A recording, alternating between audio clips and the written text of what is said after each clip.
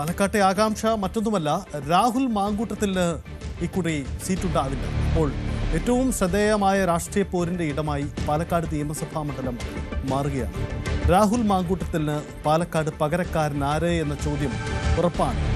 ആ ചോദ്യം ആണ് കേരളത്തിൽ ഉയർന്ന ആകാംക്ഷ. നിരവധി പേരുകൾ UDF കേന്ദ്രങ്ങൾ, കോൺഗ്രസ് കേന്ദ്രങ്ങളിൽ നിന്നൊക്കെ ഉയർന്നു കേൾക്കുന്നുണ്ട്.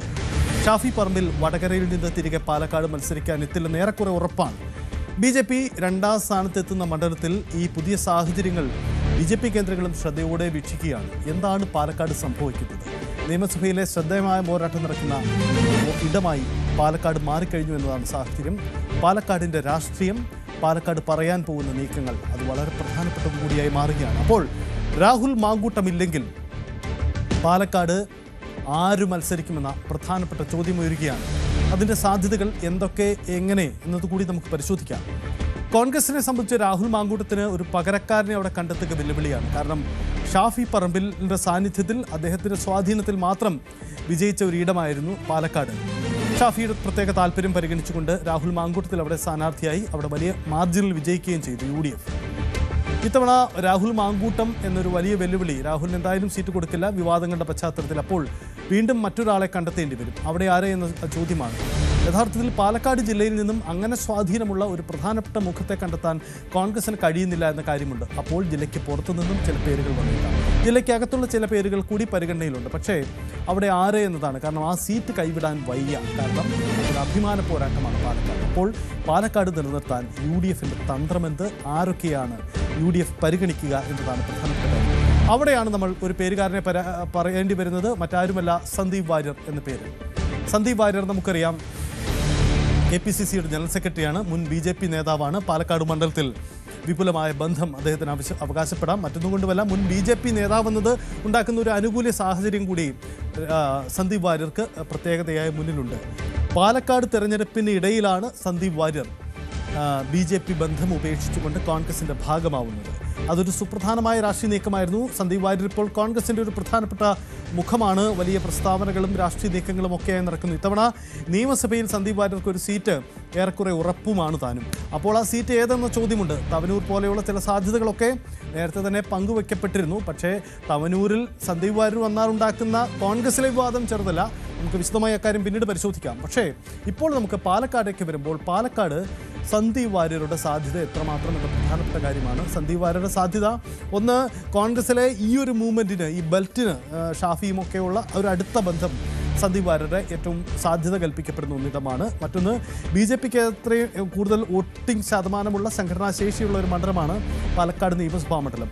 അവിടെ സന്ദീപ് വാര്യർ BJPയുടെ ഭാഗമായി നിന്ന് ഇപ്പോഴും BJPയുടെ ചില പ്രധാനപ്പെട്ട കീ പോയിന്റുകളുമായി സന്ദീപിനുള്ള ബന്ധം, അതൊക്കെ നേട്ടമായേക്കാം എന്ന് കോൺഗ്രസ് കരുതുന്നുണ്ട്. അതുകൊണ്ട് ആ സാധ്യത നമുക്ക് തള്ളിക്കളഞ്ഞുകൂടാ. അങ്ങനെയെങ്കിൽ സന്ദീപ് വാര്യർ പാലക്കാട്ടെ UDFിൻ്റെ സ്ഥാനാർത്ഥിയാവാനുള്ള സാധ്യത അത് തീർത്തും തള്ളിക്കളയാവുന്നതല്ല. ആ സാധ്യത മുൻനിർത്തി തന്നെയാണ് ചർച്ചകൾ നടക്കുന്നത്. അതിനപ്പുറം മറ്റൊരു പേര് പറഞ്ഞു കേൾക്കുകയും ഇതുവരെ ഉണ്ടായിട്ടില്ല എന്നതാണ് സാഹചര്യം. അപ്പോൾ സന്ദീപ് വാര്യർ സ്ഥാനാർത്ഥിയാവാനുള്ള സാധ്യത തള്ളിക്കളഞ്ഞുകൂടാ എന്നതാണ് രാഷ്ട്രീയ ചിത്രം. മറ്റൊരു സാധ്യത നമുക്ക് നോക്കേണ്ടി വരുന്നത് മറ്റാരുമല്ലത്, അത് നോക്കേണ്ടി വരുന്നത് നമുക്ക് ഷാഫി പറമ്പിൽ എന്ന പേര് തന്നെയാണ്. നോക്കൂ, വടകര MP ആണ്, പാലക്കാട് മുൻ MLA ആണ്, പാലക്കാട് UDFിന് ഏറ്റവും സാധ്യതയുള്ള വ്യക്തിയാണ്. വടകര ഉപേക്ഷിച്ച് വരാൻ പക്ഷേ സാധ്യത കുറവ് എന്ന സാഹചര്യമുണ്ട്. പാലക്കാട് UDFിന് ഏറ്റവും സാധ്യതയും സാഹചര്യങ്ങളുമുള്ള സ്ഥാനാർത്ഥിയാണെങ്കിൽ കൂടിയും ഷാഫി പറമ്പിൽ വീണ്ടും വരാൻ സാധ്യത കുറവാണ്. കാരണം മറ്റൊന്നുമല്ല, MP മാർ മത്സരിക്കേണ്ടതില്ല നിയമസഭയിലേക്കെന്ന പൊതു നിലപാട് UDFിനുണ്ട്.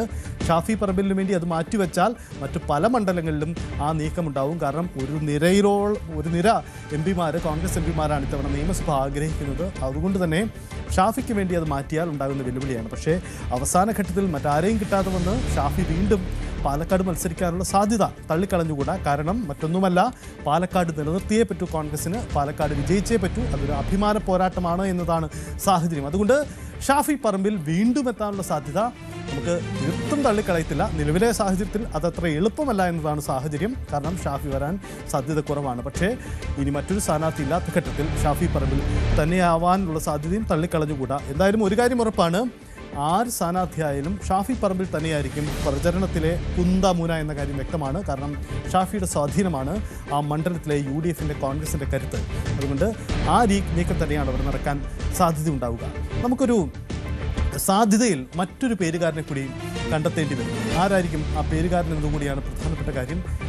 എങ്ങനെയാണ് ആ പേരുകാരൻ? മറ്റാരുമല്ല, അത് പാലക്കാട് DCCയുടെ അധ്യക്ഷൻ കൂടിയായ എ തങ്കപ്പനാണ്. ജില്ലാ അധ്യക്ഷൻ എന്ന നിലയിൽ അദ്ദേഹത്തിന് ജില്ലയിൽ വിപുലമായ ബന്ധമുണ്ട്. നിലവിൽ പാലക്കാട് DCC അധ്യക്ഷനാണ്. ജില്ലയിൽ പൊതുവിൽ അറിയപ്പെടുന്ന വ്യക്തി കൂടിയാണ്.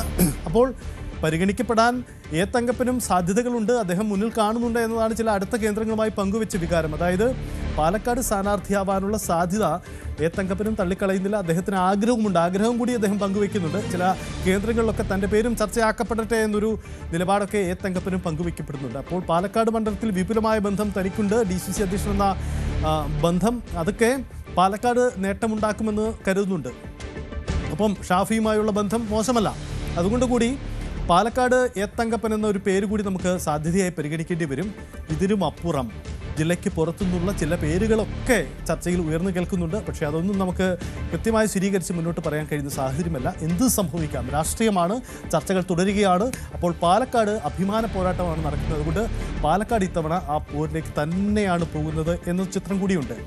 ഇവിടെ നമുക്ക് പരാമർശിച്ചു പോകേണ്ട ഒരു കാര്യം കൂടിയുണ്ട്. മറ്റൊന്നുമല്ല, ആദ്യ പേരുകാരനായി നമ്മൾ പറഞ്ഞ സന്ദീപ് വാര്യർ മത്സരത്തിനെത്തിയാൽ BJP എന്ത് കാണും? എന്തായാലും കോൺഗ്രസിൻ്റെ ഈ നീക്കത്തെ, ഈ ആലോചനകളെ BJPയും CPMും വളരെ ഗൗരവത്തോടു കൂടിയാണ് കാണുന്നത്. കാരണം ആ രാഹുൽ സ്ഥാനാർത്ഥി എന്നത് അവരുടെ സാധ്യതകളെ കൂടി സ്വാധീനിക്കുന്നുണ്ട്. അവിടെ സന്ദീപ് വാര്യർ സ്ഥാനാർത്ഥിയായാൽ ഒരുപക്ഷെ പ്രശാന്ത് ശിവൻ സന്ദീപ് വാര്യർ പോരിനുള്ള കളമൊരുക്കൽ കൂടി അവിടെ ഉണ്ടായേക്കാം. കാരണം പ്രശാന്ത് ശിവൻ അവിടുത്തെ BJPയുടെ ജില്ലാ അധ്യക്ഷനാണ്.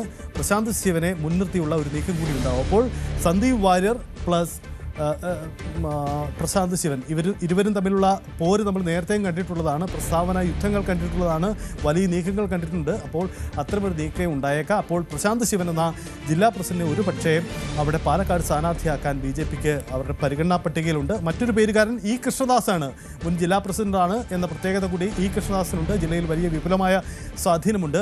കഴിഞ്ഞ തവണ മത്സരിച്ച C കൃഷ്ണകുമാറിൻ്റെ പേര് എന്തായാലും ഇത്തവണ ഉണ്ടാവില്ല. അദ്ദേഹം മലമ്പുഴയിൽ തന്നെയാണ് മത്സരിക്കുക എന്നാണ് ലഭ്യമാവുന്ന സൂചനകൾ. അങ്ങനെയെങ്കിൽ ഒരു കാര്യം വ്യക്തമാണ്, അവിടെ പ്രശാന്ത് ശിവനോ അല്ലെങ്കിൽ E കൃഷ്ണദാസോ തന്നെയായിരിക്കും BJPയുടെ സ്ഥാനാർത്ഥി. CPMൻ്റെ സ്ഥാനാർത്ഥിയിൽ വ്യക്തതയില്ല. P സരിൻ പോലെയുള്ള ചില പേരുകൾ ഉണ്ടെങ്കിൽ കൂടിയും അവിടെ സരിന് അതിനപ്പുറം ഒരു സുരക്ഷിത മണ്ഡലം നൽകാൻ, മൂന്നാം സ്ഥാനത്ത് പോകുന്ന ഇടമാണ് പാലക്കാട് ഇടതുമുന്നണി. അതുകൊണ്ട് സരിന് മറ്റൊരു സുരക്ഷിത മണ്ഡലം നൽകാനുള്ള സാധ്യതയും തള്ളിക്കളഞ്ഞുകൂടാ. ഇതാണ് ഇപ്പോൾ പാലക്കാട് നടക്കുന്ന ചർച്ചകൾ. ഒരു കാര്യം വ്യക്തമാണ്, പാലക്കാടെ രാഷ്ട്രീയ പോര് അങ്ങേയറ്റം ശ്രദ്ധേയമാണ്. പാലക്കാട്ടെ സാഹചര്യങ്ങളെ BJP ഗൗരവത്തോടെ നടത്തുന്നു. നിയമസഭയിൽ ഏറ്റവും ശ്രദ്ധേയമായ പോര് നടക്കുന്ന ഒരിടമായി 2026 പാലക്കാട് നിയമസഭാ മണ്ഡലം മാറുമെന്ന കാര്യത്തിൽ തർക്കമില്ല. രാഹുൽ മാങ്കൂട്ടമില്ലാതെ മത്സരിക്കുന്ന UDFന് ആരെ അവിടെ കൊണ്ടുവരാൻ കഴിയുമെന്ന ചോദ്യത്തിലാണ് രാഷ്ട്രീയം കേന്ദ്രം ഏറ്റവും ആകാംക്ഷയോടെ തേടുന്നത്. ആലോചനകൾ ഗൗരവത്തോടു കൂടി നടക്കുന്നു എന്നതാണ് ഇന്നലെ ഇതുവരെയുള്ള രാഷ്ട്രീയ ചിത്രം.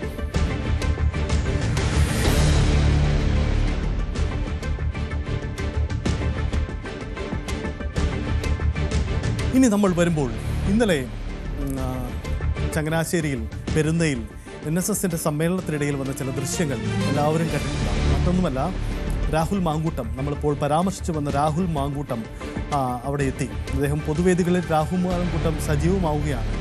എന്താണ് രാഹുൽ മാങ്കൂട്ടത്തിൻ്റെ ഈ നീക്കം എന്നതുകൂടിയാണ് നമുക്ക് പരിശോധിക്കേണ്ടത്. രാഹുൽ തിരിച്ചു വരാൻ ശ്രമിക്കുകയാണ്.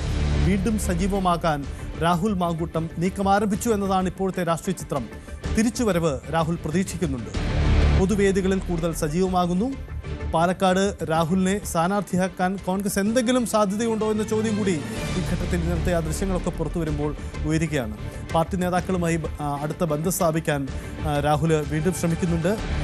രാഹുൽ മാങ്കൂട്ടുമായി പക്ഷേ കോൺഗ്രസ് നേതാക്കളെല്ലാം അകലം പാലിക്കുകയാണ് എന്ന സാഹചര്യം കൂടി ഉയരുന്നുണ്ട് എന്ന് കൂടിയാണ് നമുക്ക് ശ്രദ്ധേയമായി മനസ്സിലാക്കേണ്ട ഒരു കാര്യം. ഒരു കാര്യം വ്യക്തമാണ്, രാഹുൽ മാങ്കൂട്ടത്തിനെ തിരികെ വരാനുള്ള രാഹുലിൻ്റെ ശ്രമങ്ങൾക്ക് കോൺഗ്രസ് എന്തായാലും കൈകൊടുക്കുന്നില്ല. ഇന്നലെ രമേശ് ചെന്നിത്തല നമ്മൾ കണ്ടതാണ്.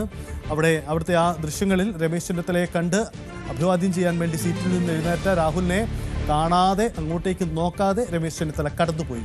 അതിനർത്ഥം വ്യക്തമാണ്, രാഹുൽ മാങ്കൂട്ടവുമായ ഒരടുപ്പത്തിനും കോൺഗ്രസ് ആഗ്രഹിക്കുന്നില്ല. ഒരുപക്ഷെ രാഹുലിനെ കോടതി വെറുതെ വിട്ടാൽ പോലും അതുണ്ടാക്കുന്ന, രാഹുൽ മത്സരിച്ചാൽ ഉണ്ടാക്കുന്ന UDFൻ്റെ രാഷ്ട്രീയ സാധ്യതകളെ സ്വാധീനിക്കുമെന്ന തിരിച്ചറിവ് കോൺഗ്രസിനുമുണ്ട്. അതുകൊണ്ട് ഇക്കാര്യത്തിൽ വളരെ വളരെ കരുതലാണ് UDF കേന്ദ്രങ്ങൾ നീങ്ങുന്നത് എന്നതുകൂടിയാണ് സാഹചര്യം. നമുക്ക് പരിശോധിക്കാം ഇതിൻ്റെ രാഷ്ട്രീയം. ഡാൻ കുര്യൻ തുടരുന്നുണ്ട്. ഡാൻ, ഇന്നലെ ചങ്ങനാശ്ശേരി പെരുന്നലയെ പരിപാടിയിലാണ് രാഹുൽ മാങ്കൂട്ടം വരുന്നത്. രാഹുൽ വരുന്നു.